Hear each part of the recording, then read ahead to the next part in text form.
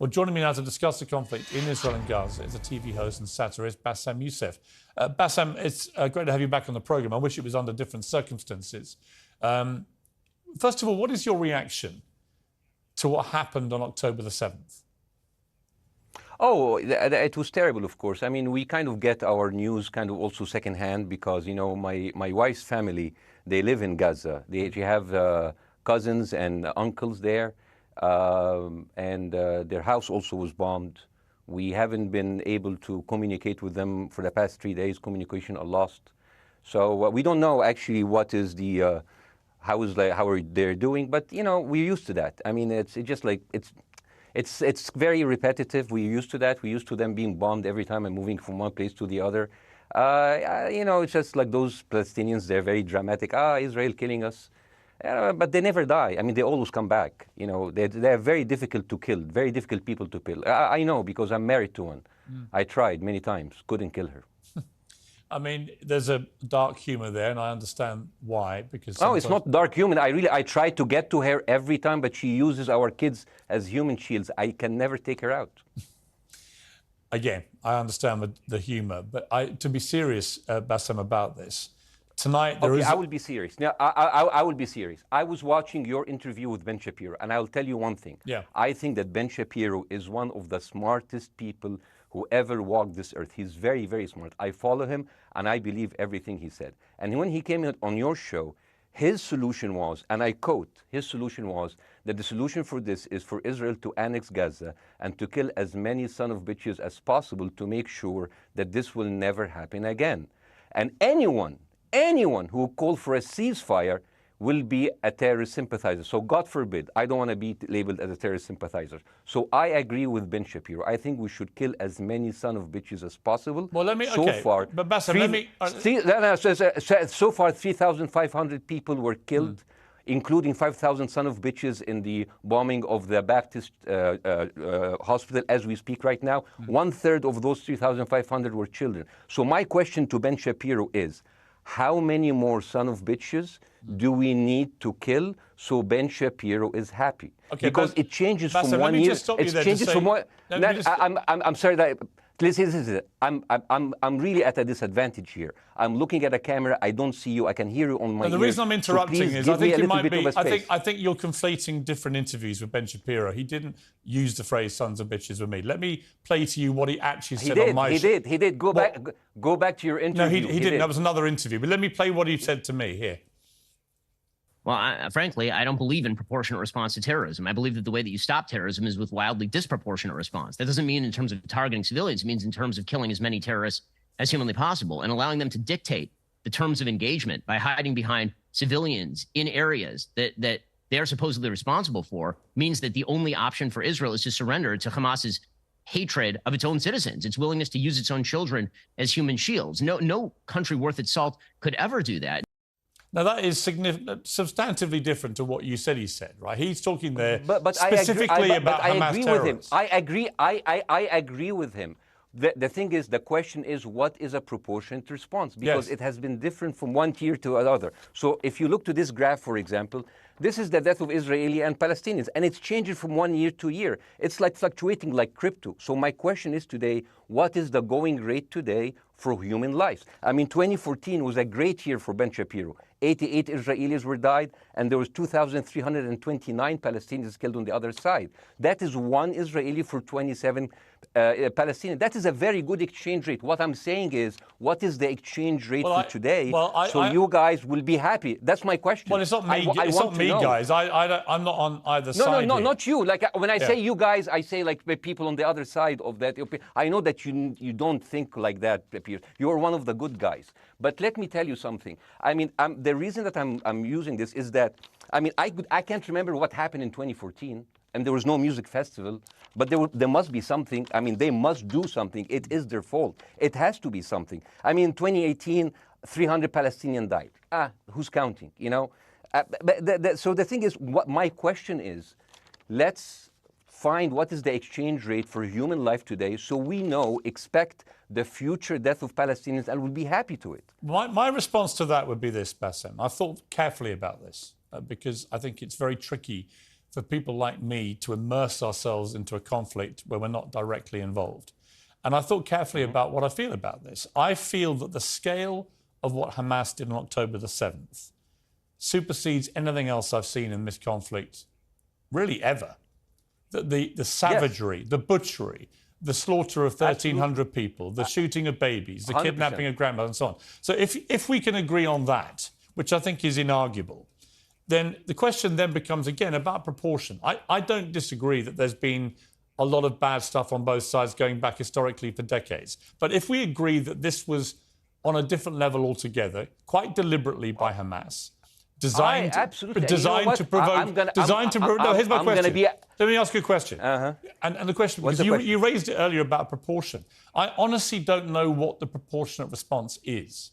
I honestly don't. I don't. I've been watching the airstrikes this week thinking... So what's your question? Well, I would ask you, if you were Israel, what would you... If I was Israel? If you were Israel and that had happened to you, what would you think would be the appropriate way for the country to respond?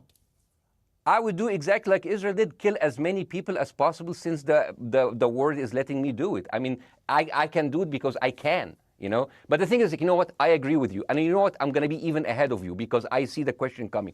Do you condemn Hamas for the atrocity? Yes, I condemn Hamas. I condemn Hamas. I condemn Hamas is the source of all evil. They're a reason for everything. And you know what? Let's, for a minute, imagine a world without Hamas. Right. What will this word look like? Let's give this word a name, and let's name this word the West Bank.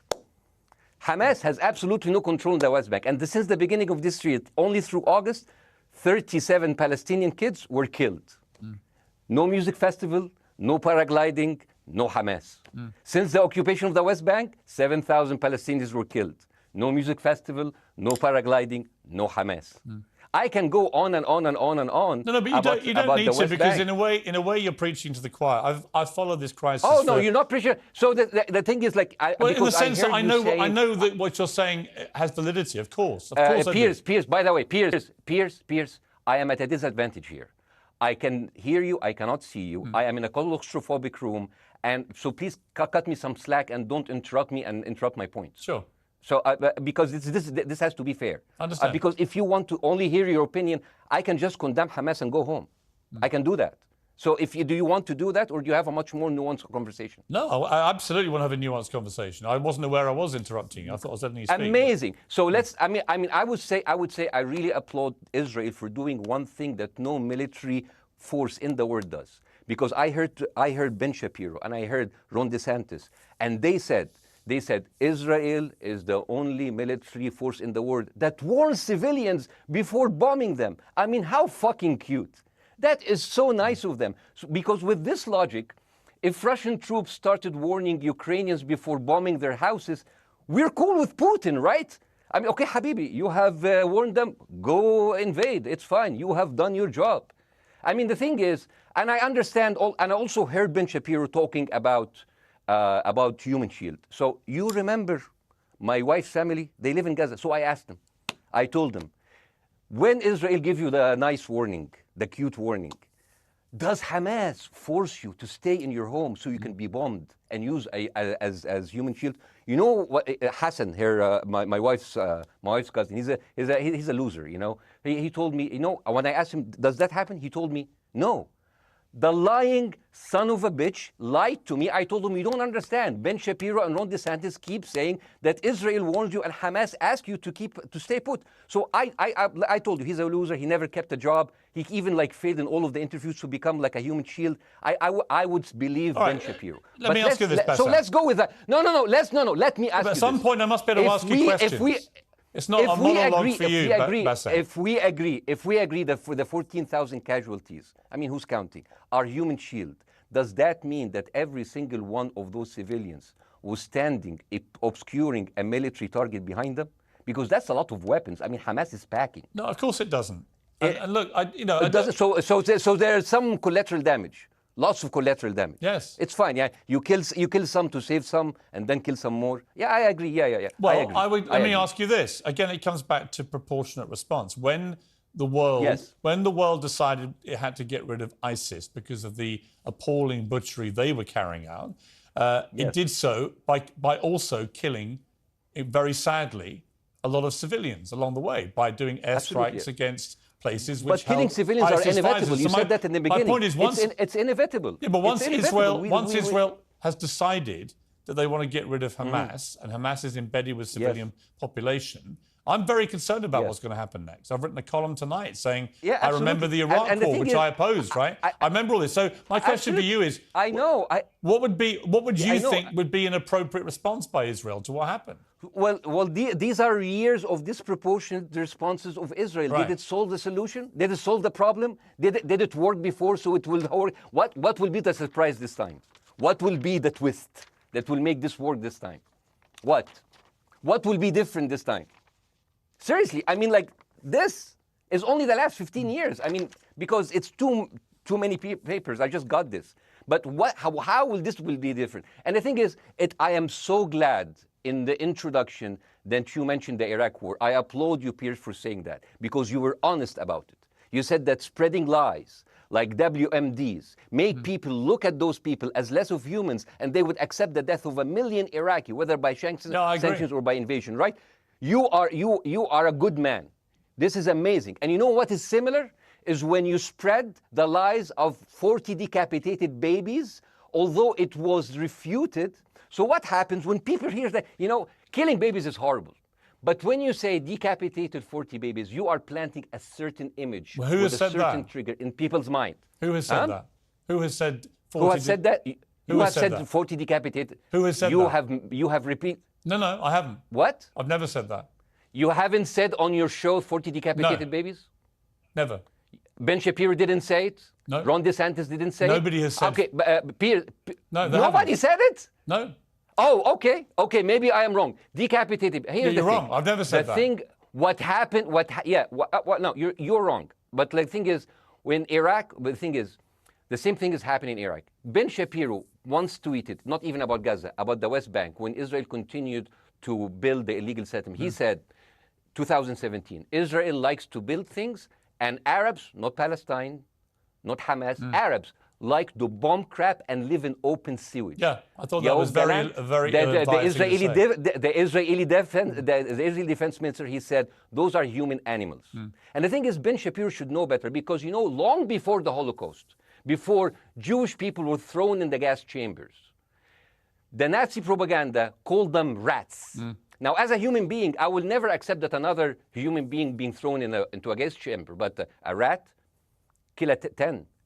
Kill 1,000, 3,500. They are son of a bitch. They are human animals who live in open sewage and decapitate babies. And because of that propaganda, Mr. Morgan, that guy in Illinois, the 71-years-old guy, he killed, stabbing the 6-year-old Palestinian kid in Illinois 26 times. And he used to play with him. They used to be friends.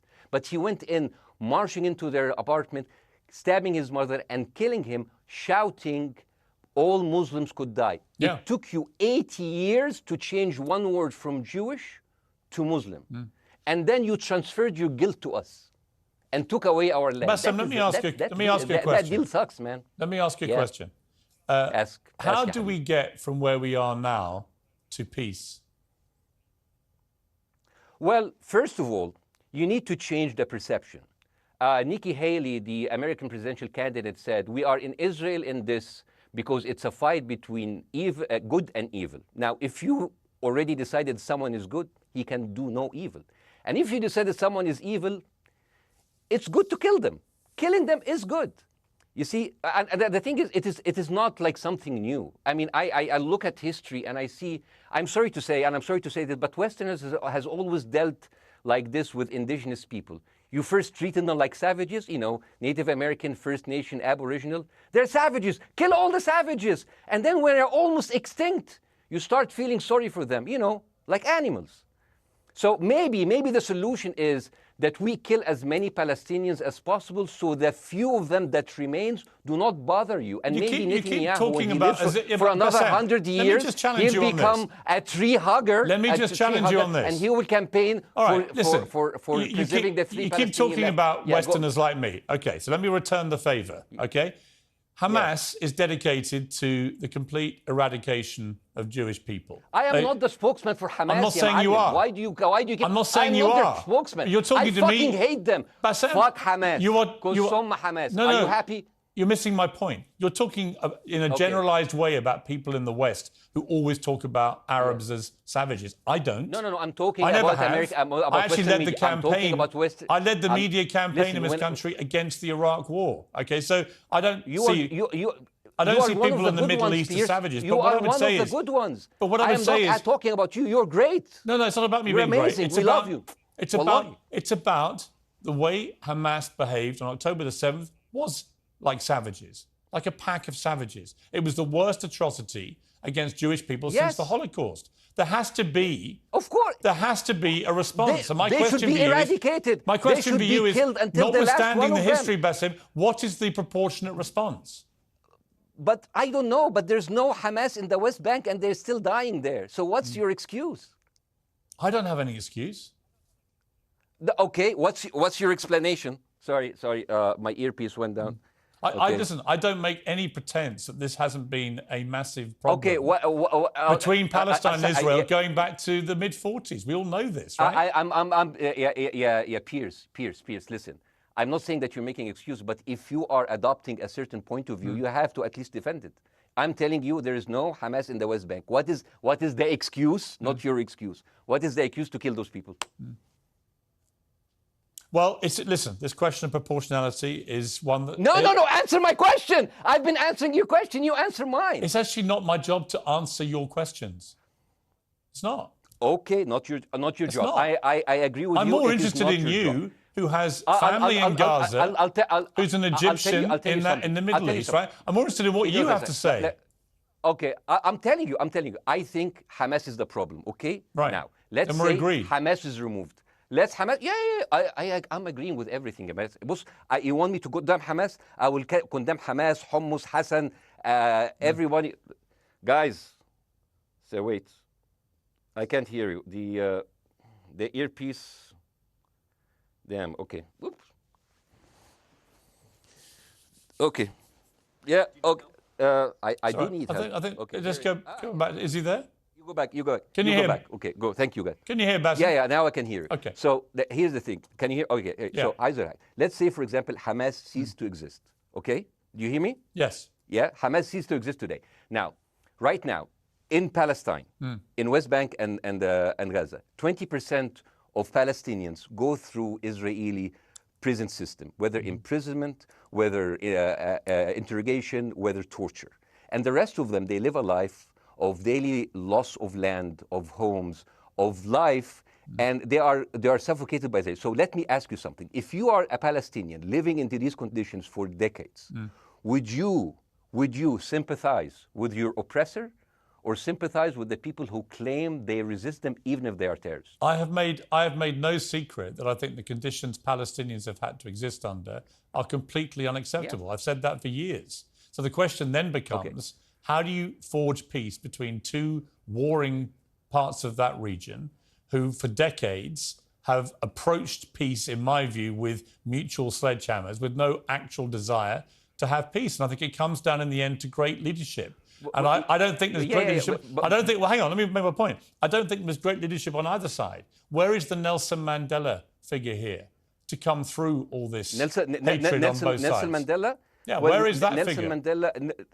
Nelson Mandela actually have criticized Israel for being a horrible state. All of the South African activists have actually called Israel. My point is about how he responded to a country that was so divided. Is a template for how you get to peace, isn't it? I haven't met Nelson Mandela, so I wouldn't know. But like there's a point. There's a very important point here. You know, I want to understand what is the logic of Israel carpet bombing Gaza. I mean, if there's a logic, if this will make Israel safe, I want to hear the logic. So if they continue bombing, what are they hoping to achieve? Well, I think we know what their stated aim is. Their stated aim is to eradicate and wipe out Hamas. They believe Hamas are living predominantly in northern Gaza. They also are aware they're living amongst civilians. So it's an incredibly difficult thing. As I said in my monologue, it is very, very difficult to see how they do this without massive collateral damage.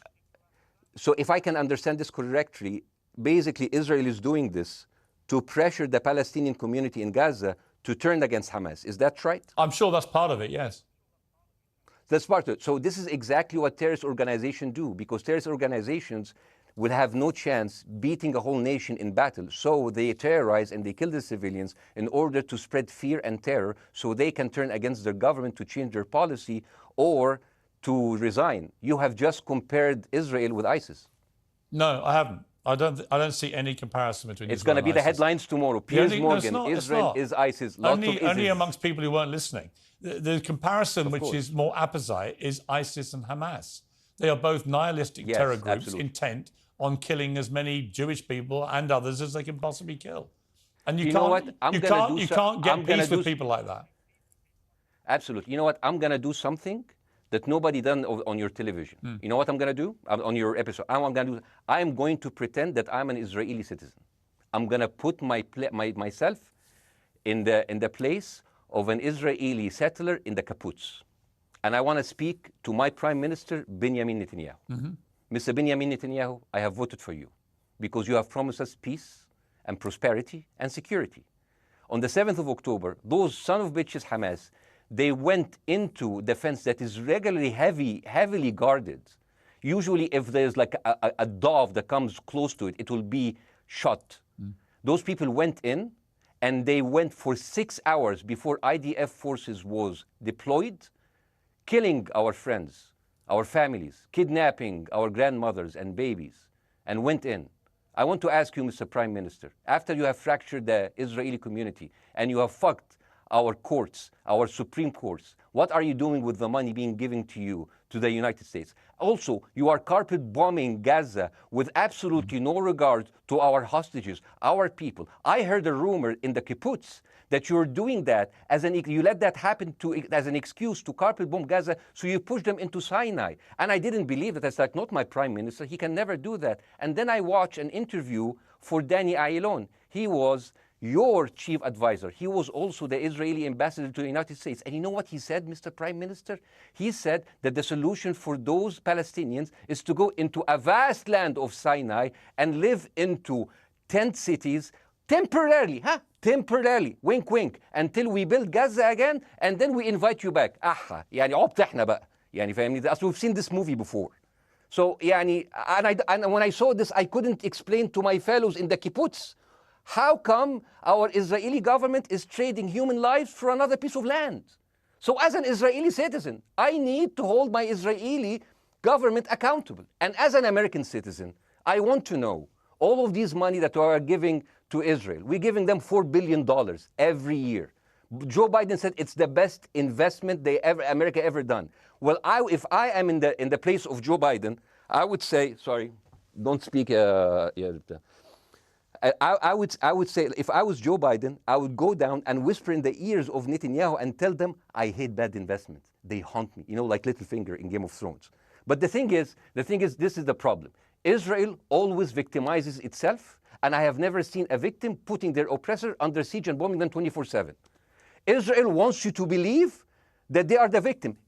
Dealing with Israel is so difficult. It's like being in a relationship with a narcissistic psychopath. He fucks you up, and then he makes you think it's your fault. All right, you Bassem, look at Israel as Superman, but they're really Homelander. Wallahi, they are shooting Bassem, fish in a barrel, and they are annoyed with the splashes. Bassem, I want to say two things. One, if you could just slightly mind your language. We are uncensored, but if you keep swearing, I'm very sorry. We have to apologise to viewers who may be offended by that. I apologize. But I understand passions run high, so let's not get too bogged down about the odd swear word. I apologize to the viewers. I apologize to the viewers for my language. My second question is this: after the sight of dead civilians. After the break, we have the managing director of the Daily Wire, which is Ben Shapiro's company. We were going to interview him on his own, but he's happy to come on and talk with you directly if you are prepared to stay. Well, of course, I can stay, but again, I am... Fuck.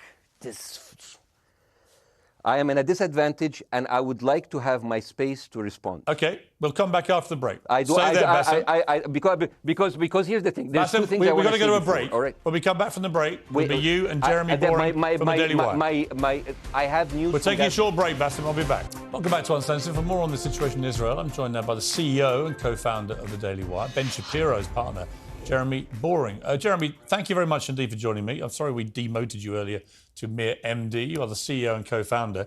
You know Ben Shapiro better than anyone, really. I did a big interview with Ben, obviously, the other night, which went around the world and has sparked a big reaction, including from our guest, Bassem Youssef, who's still with us.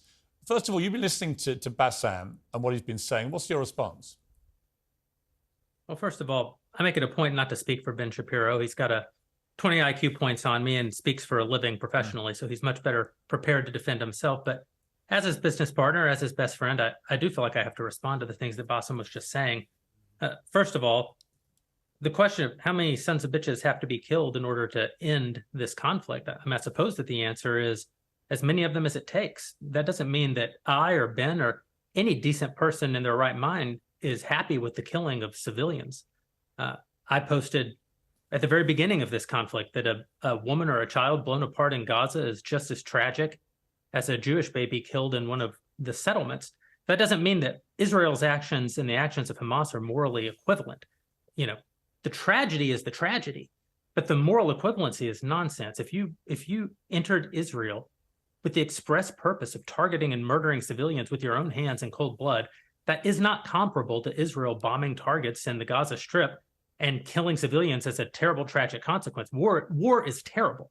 War is an awful thing. That's why decent people don't lightly engage in war, and why Hamas should not have incited this war. You know, we can talk about the history of the Israeli conflict. I'm not a professional political commentator. I'm a CEO. I'm a screenwriter, and I'm certainly not Ben Shapiro.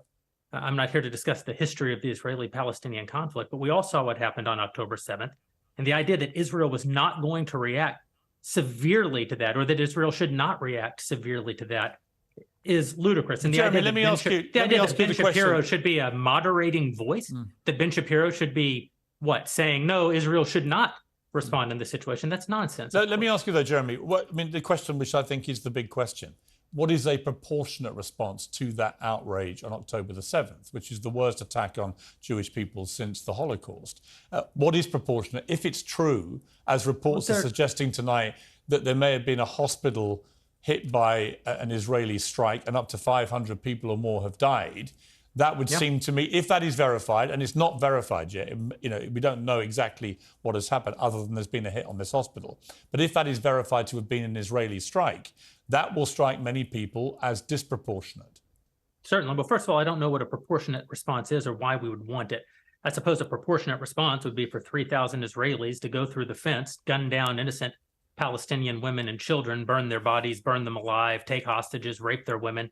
No one wants a proportionate response. No moral person could possibly call for a proportionate response. The purpose of war is to defeat your enemy. The West has, in my lifetime, forgotten the purpose of war because the true cost of war is so terrible. The last time the West engaged in war and won it was World War II, and they did it through incredible brutality. They did it by bringing their enemies to heel. That is not a thing to That's not a thing to rah-rah about. That's not a thing to look forward to. As I said, all decent people should avoid war. But I think the sort of lie of the post-World War II, the post-war consensus lie, is that somehow war in which you kill a bunch of people and don't secure victory is morally superior to war where you do secure victory. I would say that the only way to morally justify a war is to win it. Otherwise, the very argument that brought you into the war, this enemy must be defeated, ends up being proven a lie. I mean, Afghanistan, I think America had every right to go into Afghanistan. The Taliban was harboring Osama bin Laden and Al-Qaeda. Al-Qaeda flew planes into buildings in the United States, killed thousands of our citizens, brought the nation into untold agony, pain, and horror. America had every right morally to go in and destroy the Taliban and destroy Al-Qaeda. Yeah, but I would argue, the Taliban now rules in Afghanistan. The war was not won. But that's my point, actually. I've done a column about this tonight for The Sun here in the UK, which is I was editor of a newspaper when the Iraq war happened. I opposed it very aggressively as the editor I of the recall. paper. And sadly, we were borne out by events. It was a complete disaster, the Iraq War, in my view. It was illegally contested, I think. And the consequences were appalling in terms of loss of life, 1 million people, in terms of ISIS being allowed to breed and create their merry hell around the world, in terms of complete dismantlement of Iraq itself as a functioning country. And I think Afghanistan, again, 20 years of attacking an enemy, which is now running the country again, seemed to me, again, to be kind of pointless. And I do wonder whether Israel, in its blind fury, which I completely understand, has thought through the consequences of actually launching a full air, ground and sea offensive into Gaza as to actually what happens at the end of that. Well, I suppose Israel wasn't really given the opportunity to fully contemplate what the consequences of that action might be, because Israel didn't instigate this war. This war was instigated by a horrible terrorist attack on Israel, and a state is put in a position where it has to respond. Now, one might argue that the very fact that Israel has yet to actually launch their ground invasion means that they are actually making a calculation about what the cost will be, what victory looks like. Any rational person, any decent person can engage in a conversation about what is the appropriate response for Israel. Of course they can. But this sort of moral equivalency thing, I don't think is a sign of decency to engage in a conversation about moral equivalency. Let me bring Bassem back in. You've been listening to this, Bassem. What's your response to what Jeremy's been saying? I'm sorry, I didn't catch the gentleman's name. It's Jeremy Boring. He's the chief executive of the Daily Wire and co-founder with Ben Shapiro of the Daily Wire. Hi, Jeremy. Please say hello to Ben Shapiro, and please tell him that I do think he is the smartest person to ever walk the earth. Thank you so much. So, as a response to Jeremy, I agree with everything you said. I mean, what is disproportionate? I mean, he just used the examples from Second World War and America, showing that civilian casualty is, I heard his voice. He was very sad, and as he was telling us, it is so inevitable to kill so many civilians because it's something that we cannot avoid. I hear the sadness in his voice, and I know that it's a very difficult decision to kill all of these civilians because that's for a higher cause, and I understand. But my question, I have two questions. The question is, how can you justify the killing in the West Bank where Hamas does not exist? And if the disproportionate response during over all of these years have actually worked, what will be new this time that did not happen before? I just want to. That was my question. Okay, that Bassem, was my question. I'm gonna. Okay. So now, if I ask the question, can I say something on my side? Well, a little bit personal? Bassem, with respect, a little bit personal. Bassem, with respect, I gave you half the show to have your side. Jeremy's had a lot less time. I'm going to have to You move want me on. to leave? Bassem, or do you want me to stay? I'm going to have to let you go because we've been on air with you for 40 minutes. Okay. Now. Bye bye. Right? But listen, bye. I would like to talk to you again, and thank you for joining the program. I appreciate it. Oh, by the way, my wife's family is all right, and they sent us a house. It's bombed. It's beautiful. It's going to be a good like Halloween theme. So well, I'm very sorry for what your family are going through in Gaza, and I mean that very sincerely. By the way, I don't know. I don't know I don't know him. By the way, I haven't actually met them. They didn't even come to my wedding. They couldn't because they are stuck in Gaza. Okay. And she never saw them because Gaza is not a destination. Bassem, as I say, we hear their voices and it's they die. It's fine. It's fine. Bassem, I wish your family all the very best. Thank you for joining me. I appreciate it. I don't. Thank you.